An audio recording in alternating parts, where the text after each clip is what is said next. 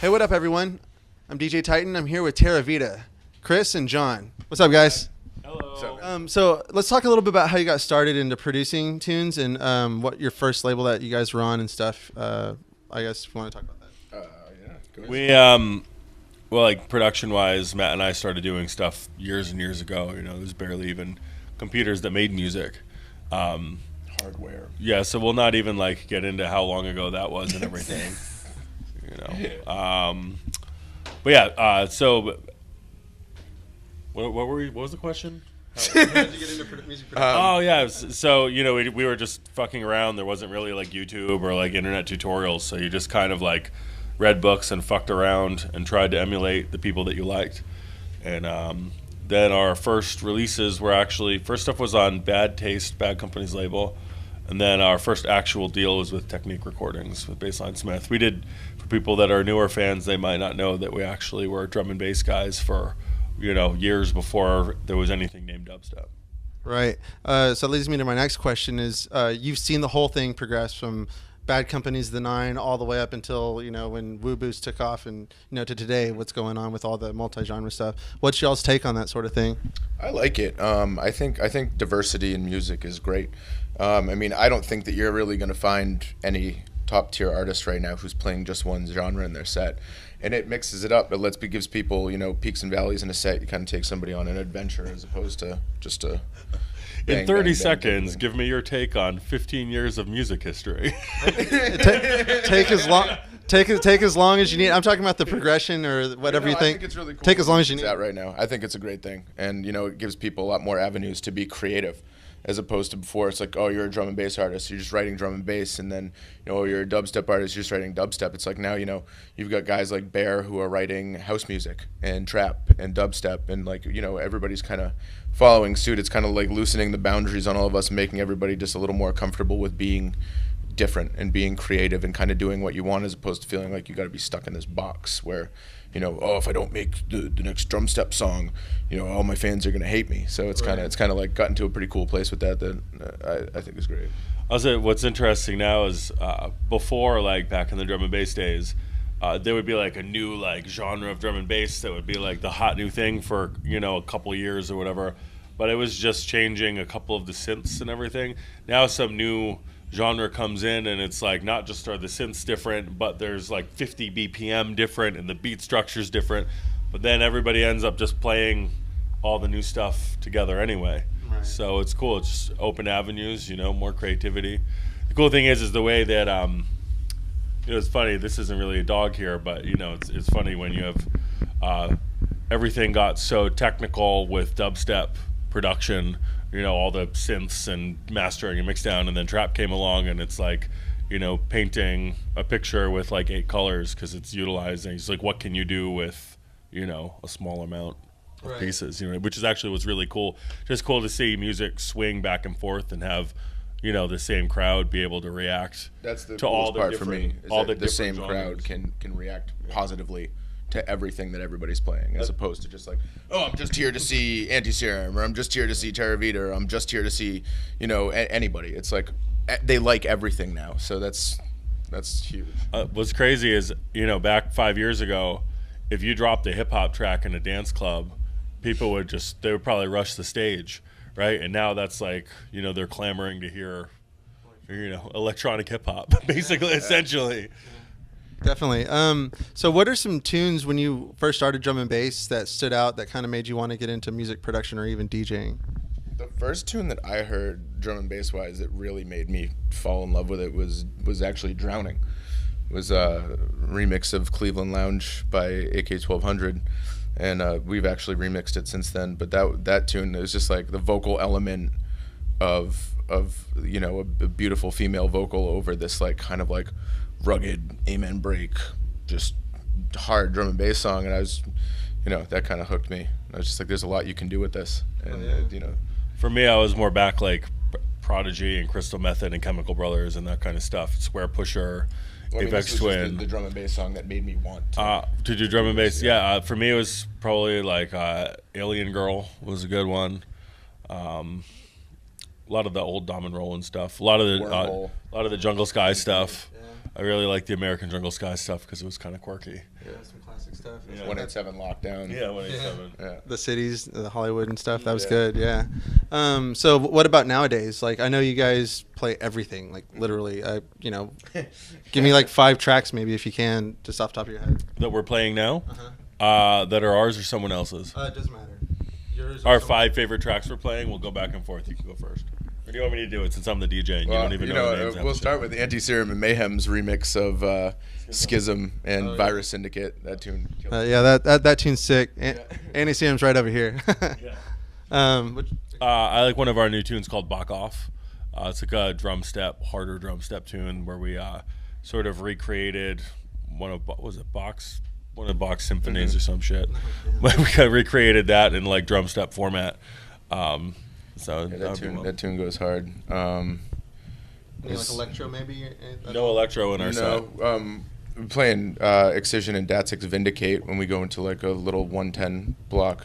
Yeah. That tune just crushes it. I mean, every time, because it's at a moment in our set where we're switching things up to begin with, and then that drops and it's just like a complete change of pace, and that goes off. I really like that we still play TC Rockstar. Yep. Yeah. We're gonna Still double over playing tonight. Rockstar. Tonight, watch for a double drop that we do with that and "Walk in the Fire" by Dirty Phonics. Oh shit. Yeah. Dope, man. Awesome. And then we did a little mashup of Oscillator Z's remix of Big Boss with Waka Flocka's Hard in the Paint, and that Rage Against the and Machine. Rage Against the Machine. So that goes pretty rugged. Awesome. Well, cool. You mentioned 110 BPM.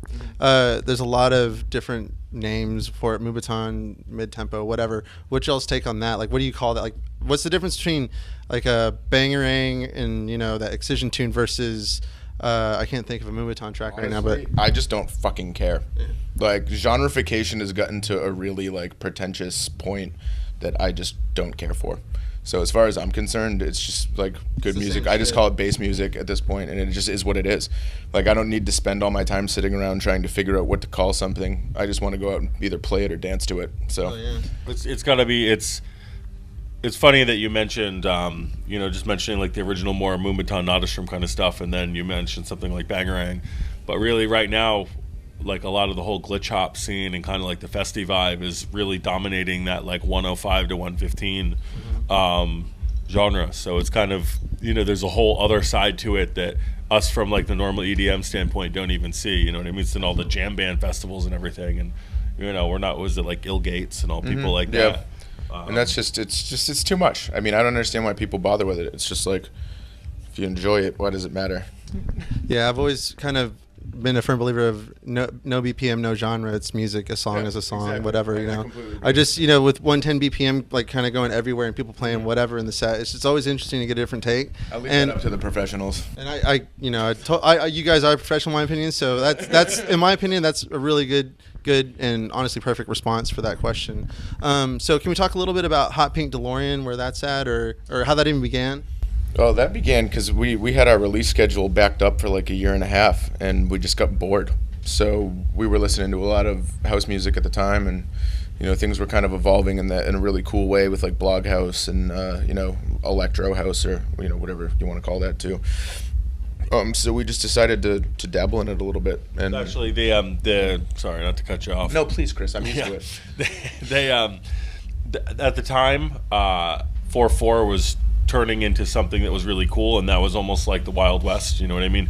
All different BPMs, different beat structures, and house music was getting really cool, and artists could be like have their own identity, sort of. And then now, it's kind of like gone away from that. You know what I mean? It's a lot more trend chasing and following what's going on. Not dogging it or anything. I still like a lot of the music, but it's not like the time you'd have, an artist like Bloody Beetroots and Mastercraft and Congo Rock, and then you'd also have people like Moulin X and Proxy and but you'd have people that are doing like like chill, like Treasure Fingers kind of stuff, and there's all different acts came out of that era. to the Castlevania, Yeah. guys doing just like in your face kind of. And now that doesn't really exist with 4/4, which is cool because bass music is now kind of like that Wild West, Right. which is actually sort of why we're not doing as much Hot Pink DeLorean now, because it was just we felt like where the music was going for 4/4 and the stuff that we were doing for Hot Pink DeLorean wasn't necessarily that Hot Pink DeLorean anymore. So, but we figured Terravita, we could, it's more Terravita the way that bass music was going. And we can just maintain our identity with that, with basically what we've been doing from the start, and not really have to compromise, our artistic integrity as much as we would have had to with Pink DeLorean. Right. So. Well, that's pretty interesting. I mean, now that your release schedule isn't backed up, you can do whatever you want now. I don't know if you're exclusive or whatever now, but I think it's pretty cool. I look forward to tons more stuff. Okay, so I always ask my guests usually about production stuff. You guys are killing it right now. What DAW do you guys use? We use Cubase. Cubase. It's always been Cubase? No, we were in Logic for years. Well, then we started. Matt started in Acid, and I started in Reason. Oh wow. Well, that was so long ago. Sure. Reason 1, Yeah. So what made you switch from Cubase to everything else? We switched to Cubase because we had an old G5 tower, and to upgrade the Logic, you needed to upgrade your computer. And so it was, pay for $4,000 for a tower, or build a PC for $1,500, and switch to Cubase. Right. Cubase. So your PC production then, awesome. Not that it really even freaking matters. Who cares, right? It's a cheaper computer for the money. Better computer for less money, so might as well, right? Right, totally. I'm on Mac. Yeah. Feel that. Cool. So are there any VS? The MC's on Mac. Nice. Yeah, makes sense. Are there any VSTs or plugins, like mastering wise, that you can, give us advice on or anything like that you use? Isotope products. Matt, who's actually not here, probably would have been the dude to talk to for this question, but he does a lot of stuff with Isotope. So Isotope products. Awesome. Yeah, I use it myself. That's cool. What about synthesizers? Any VSTs, or do you use hardware synths at all? Just VSTs. Yeah. No hardware. What synths? Massive FM, normal stuff. It's not about, honestly, it doesn't matter what synth you're using. It's like how you use it, because they're all actually going to pretty much make the same sounds at the end of the day if you know how to use it. It's a lot more about, like, our Terravita sound comes from the end of mix stuff that we do, like a lot of the bite on the synths. If you hear one of our songs before it gets to that end mix and master stage, you're like, what the fuck is this? You know what I mean? This doesn't sound like Terravita. And then once you run it through all the Isotope stuff at the end is when it really cracks. Wow, awesome. Cool. So DJing, what do you use to DJ live? Serato, controlled by CDJs. Cool. Is there a mic preference you have or anything like that? In the studio, I like Groove Tube mics, but unfortunately I'm working with a Bluebird right now that I hate. But live stuff, I like to use Shure wirelesses. Just never crap out. The battery life is long. Sound quality is good, and I feel like I get less feedback. Sennheiser, the Sennheiser is just as good a quality mic as well, but most people usually have a Shure instead. So, any preamps that you use recording? Not really. We just go through Mo2. Yeah. Awesome. 828. Gotcha. We don't really use much hardware at all. It's all in the box. That's freaking awesome. It just comes from having to travel, and you know what I mean. Plus, not wanting to spend the money on it, right? You know what I mean.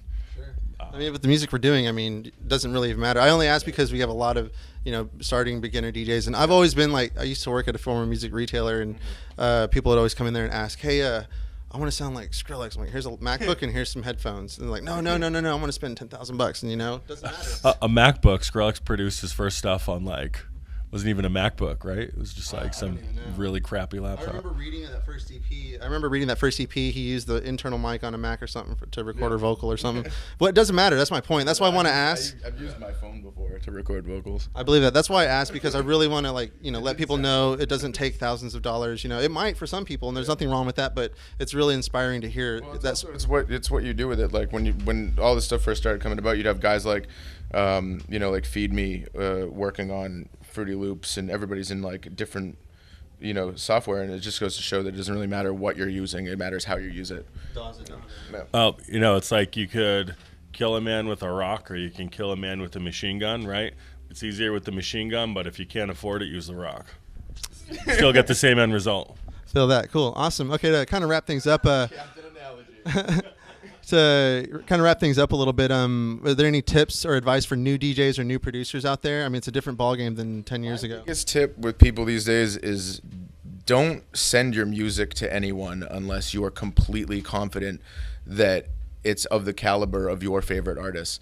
Because what a lot of kids don't realize is that when you send something to somebody and it's not in its best stage, or it's not comparative to the music that's out, somebody's going to take a listen to it for 30 seconds and never listen to it again.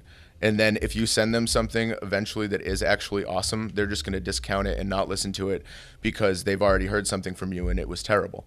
So it's like, there's a fine line between being very excited about what you do, and I appreciate that. But you always want to make sure that your shit is on lock and it's like it's top notch as it can possibly be before you send it to anyone. Because if you do that, it might take a little while longer and you have to be a little patient. But when you do it, you'll crack, and people will want to hear everything that you're putting out now, and people will be excited about it. So it's kind of like not jumping the gun and just being very very careful with what you decide to send to people and do with that, and always just stay humble and continue to do your stuff. And I mean, that's all you can really do. And that being said, when it is ready and you start going everywhere, be humble, because as much as you think you're a superstar, now that you've started flying out and playing some gigs, there's always a bigger fish and a bigger fish and a bigger fish than that. And nobody's going to be a bigger fish than somebody like Tiesto. So until you're bigger than Tiesto, shut the fuck up and be humble. Feel that for sure. All right, Chris and John, thank you very much for joining me on this. Awesome information, and we look forward to you tonight. Cheers, Thanks. man. Awesome.